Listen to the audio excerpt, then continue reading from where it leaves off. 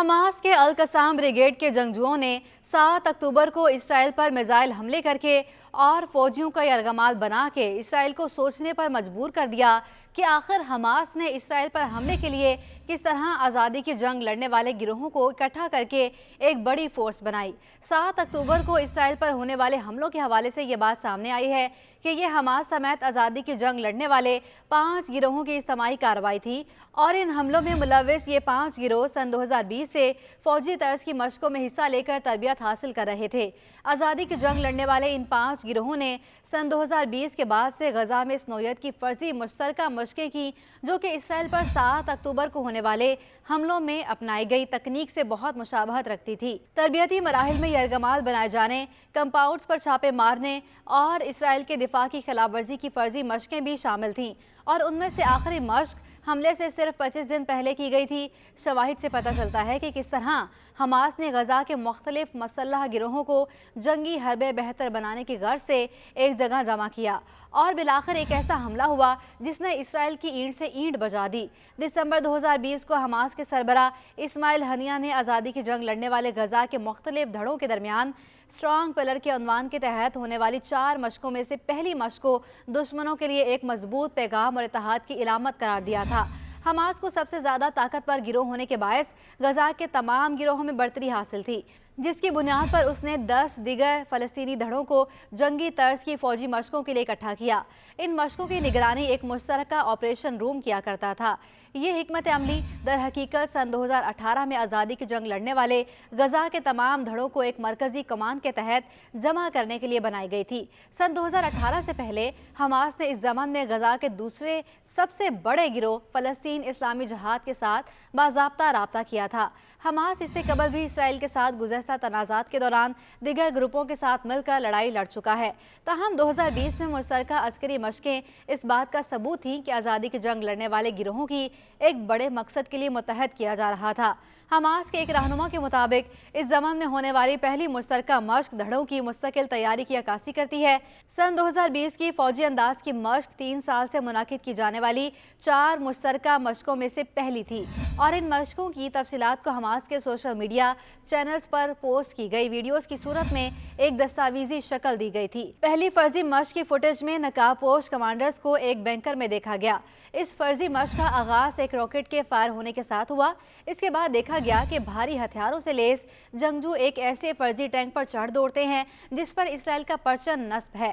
Tank वाली इस फर्जी मशक के दौरान एक जंगजू टैंक में मौजूद एक शख्स को निकालता है और उसे कैदी के तौर साथ ले जाता है। 7 अक्टूबर को इसराइली फौजियों को पकड़ने और यरगमाल बनाने के लिए हमास के जंगजुओं की जानिब से ये दोनों ही हरबे हकीकत में इस्तेमाल किए गए। हमास के साथ 5 दीगर गिरोहों की स्ट्रॉन्ग पिलर की दूसरी मशक पहली फर्जी मशक के तकरीबन 1 साल बाद मुनाकिद हुई। हमास के अस्करी विंग अल कसाम ब्रिगेड के कमांडर एमन नौफल ने कहा कि 26 दिसंबर 2021 को होने वाली दूसरी मशक का मकसद आज़ादी की जंग लड़ने वाले धड़ों के इत्तेहाद के अज़म का इयादा करना था। उन्होंने कहा था कि इन फर्जी मशकों का मकसद दुश्मन को ये बावर कराना है कि गजा की सरहद पर बनाई गई दीवारें और दीगर हिफाजती इक़दामात उनको बचा नहीं पाएंगे। इन मशकों को 28 दिसंबर 2022 को दोहराया गया था। इन जंगजुओं को इमारतों और टैंकों पर कंट्रोल हासिल करने के इस तरबियती मरहले के हवाले से भी तस्वीर शेयर की गई।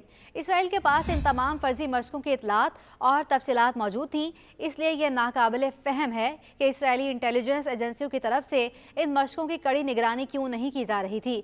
माजी में इसराइली फ़ौज हमास की तरबियती सरगर्मियों में रुकावटें डालने के लिए मुतादिद फ़ज़ाई हमले कर चुकी है। रवां साल अप्रैल 2023 में उन्होंने इस जगह बमबारी की थी जो स्ट्रॉन्ग पिलर की पहली फर्जी मशक के लिए इस्तेमाल हुई थी। हमलों से एक हफ्ते पहले गजा की सरहद की निगरानी पर मामूर सिपाहियों ने मुबैना तौर पर हमास की गैर मामूली ड्रोन कार्रवाइयों से मुतालिक खबरदार किया था और बताया था कि जंगजू फर्जी पोस्टों पर कब्जा करने की तरबियत में मशगूल हैं, लेकिन इसराइली मीडिया की रिपोर्ट्स के मुताबिक इन खदशात को नज़रअंदाज कर दिया गया था।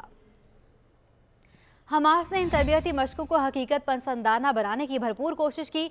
2022 में जंगजुओं ने एक फर्जी इसराइली फौजी अड्डे पर हमला करने की मशक भी की थी। 10 सितंबर 2023 को आज़ादी की जंग लड़ने वाले गजा के गिरोहों के मुश्तरका कंट्रोल रूम ने अपने टेलीग्राम चैनल पर फौजी वर्दियों में मलबूस मर्दों की तस्वीर शाया की जो फौजी तनसीबात की निगरानी कर रहे थे। इसके 2 रोज़ बाद स्ट्रॉन्ग पिलर की चौथी फर्जी अस्करी मशकों का इनेकाद किया गया और 7 अक्टूबर तक की जाने वाली तमाम 4 मशकों की रिहर्सल की गई। हमास के जंगजुओं को फर्जी मशकों के दौरान जिन सफ़ेद टोयोटा पिकअप ट्रकों में सवार दिखाया गया, ये वही ट्रक हैं जो अगले ही माह जनूबी इसराइल में घूमते और हमला करते देखे गए।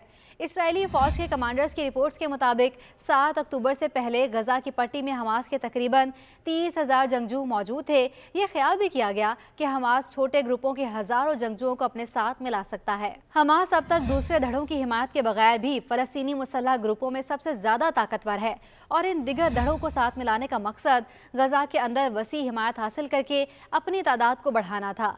इसराइली फौज के एक अंदाजे के मुताबिक 7 अक्टूबर के हमले के लिए 1500 जंगजू शामिल हुए। ताहम टाइम्स ऑफ इसराइल ने रवा माह के शुरू में रिपोर्ट किया कि इसराइली फौज को अब तलकीन ये है कि तादाद 3000 के करीब थी। जंगजुओं की सही तादाद जो भी हो, लेकिन ये साफ जाहिर है कि गजा में मुसल्लह कारकुनों की कुल तादाद का ये सिर्फ एक निस्बतन छोटा हिस्सा था। छोटे ग्रुपों के कितने जंगजुओं ने हमले या स्ट्रॉन्ग पिलर की मशकों में हिस्सा लिया, इस बारे में दुरुस्त तादाद की तस्दीक ताहाल मुमकिन नहीं। इसराइल को ये तस्लीम करने में कई साल लग सकते हैं कि 7 अक्टूबर के वाक़यात को रोकने के मौके ज़ाया किए गए। मिलिट्री, इंटेलिजेंस और हुकूमत के लिए इन वाक़यात के नताइज लर्ज़ाखेज़ हो सकते हैं।